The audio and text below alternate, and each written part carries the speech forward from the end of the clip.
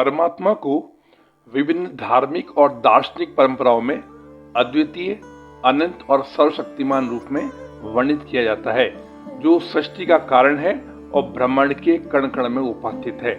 पौराणिक मान्यता अनुसार पृथ्वी पर जीवन की शुरुआत के समय से ही धर्म के साथ स्वास्थ्य के लिए लाभकारी, समस्त विटामिनों और खनिजों से युक्त तथा सकारात्मक ऊर्जा उत्पन्न करने वाला अहम बेलपत्र पेड़ धरा पर मौजूद है, जो ऐसी परिस्थिति में भी आराम से उग सकता है जहां अन्य फलों वाले पेड़ नहीं हो सकते। स्कंद पुराण के अनुसार एक बार माता पार्वती ने ललाट पर आए पसीने को अपनी अंगुलियों से पोंछकर झटका, जिसकी बूंदें मंदराचल पर्वत पर जा गिरी, जिससे वहां औषधीय गुणों से भरपूर एक देशी पौधा बेल वृक्ष के रूप में उत्पन्न हुआ। शास्त्रों के अनुसार इस वृक्ष की जड़ों में माँ गिरजा, तने में माँ महेश्वरी, शाखाओं में माँ दक्षयायिनी, पत्तियों में माँ पार्वती और फूलों में माँ गौरी का वास है। बेलपत्र के वृक्ष के नीचे वाले स्थान को काशी के तीर्थ के समान पवित्र माना जाता है। शिव पुराण में कहा गया है कि बेलपत्र भगवान शिव का प्रतीक है तथा महेश्वर स्वयं इसकी महिमा स्वीकारते हैं। बेल का पेड़ संपन्नता का प्रतीक, पवित्र और समृद्धि देने वाला है। इस वृक्ष में माँ लक्ष्मी का वास है। बेलपत्र की पत्तियां अधिकतर 3, 5 या 7 के समूह में होती हैं, जिनमें से 3 के समूह की तुलना भगवान शिव के त्रिनेत्र या त्रिशूल के साथ साथ त्रिदेव यानी ब्रह्मा, विष्णु, महेश से की जाती है। बेलपत्र के 3 पत्तों में सतोगुण, रजोगुण और तमोगुण का वास माना जाता है। बेलपत्र की पत्तियां 3 आदि ध्वनियों का प्रतीक भी मानी जाती हैं। श्री शिव बिल्वाष्टकम स्रोत के निम्न श्लोक में बताया गया है कि बिल्व वृक्ष के दर्शन और स्पर्श मात्र से जहाँ सभी पाप समूल नष्ट हो जाते हैं, वही यह शिव अपराध का संहार करने वाला है। अतः हम सादर भगवान शिव को बिल्व पत्र समर्पित करते हैं। दर्शनम बिल्व वृक्षस्य स्पर्शनम पापनाशनम अघोर पाप संहारम एक बिल्वम शिवार्पणम। भगवान शिव को बेलपत्र बहुत पसंद होने के कारण जहाँ शिव पूजन में इसे शामिल करना अनिवार्य माना जाता है, वहीं दवाइयां तक बनाने में इसका प्रचुर मात्रा में प्रयोग भी किया जाता है। वैसे तो किसी भी सोमवार को शिवलिंग पर बेलपत्र अर्पण कर व्रत पूजन किया जा सकता है, लेकिन शिव आराधना के लिए पुराणों में सावन माह के विशेष महत्व के साथ साथ प्रदोष के दिन पूजन की महिमा का भी सविस्तार वर्णन किया गया है। बेल वृक्ष को घर के उत्तर पश्चिम में लगाने से यश कीर्ति, उत्तर दक्षिण में लगाने से सुख शांति और मध्य में लगाने या लगे होने से धन और खुशियां प्राप्त होती हैं। हम आपको भगवान शिव की पूजा के कुछ ऐसे आसान और चमत्कारी उपाय बता रहे हैं, जिसे करने से आपकी ऐसी किसी भी समस्या जिसका निवारण तत्काल होना आवश्यक है, आपके समक्ष कुछ ही घंटों में स्वतः उपस्थित होगा। आप अपने आसपास के ऐसे किसी भी शिव मंदिर जहां बेलपत्र का पेड़ हो जाएं, बेलपत्र के वृक्ष के नीचे पड़े किसी भी कंकड़ को भगवान शंकर का स्वरूप मानकर पूजा करें।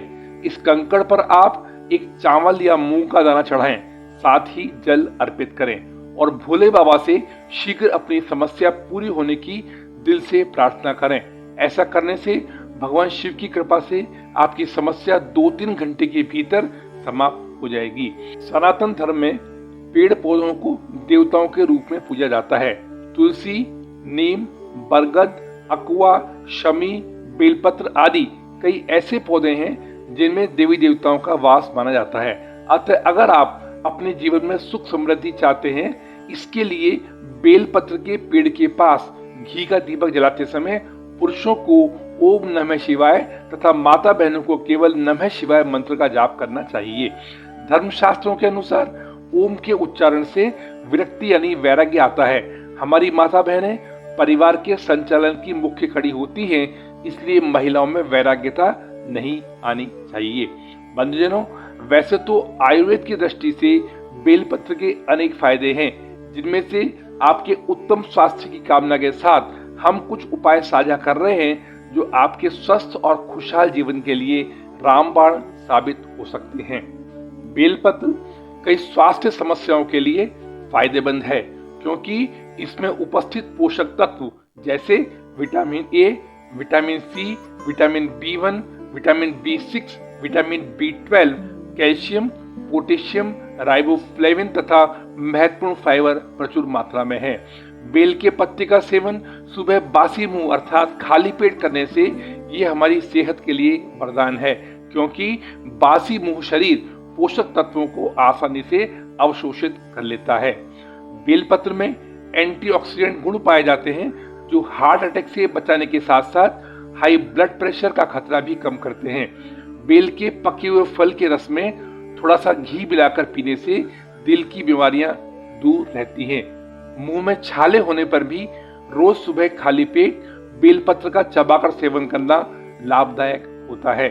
मधुमेह रोगियों के लिए रोज सुबह खाली पेट बेलपत्र का सेवन करना हितकर होता है, क्योंकि इसमें मौजूद फाइबर और अन्य पोषक तत्व मधुमेह रोगियों का ब्लड शुगर लेवल कंट्रोल रखने के लिए आवश्यक बताए गए हैं। इसके साथ ही बेलपत्र में लैक्सेटिव गुण भी पाया जाता है जो हमारी पेट संबंधी समस्याओं को दूर करके इंसुलिन बनाने में मदद करता है।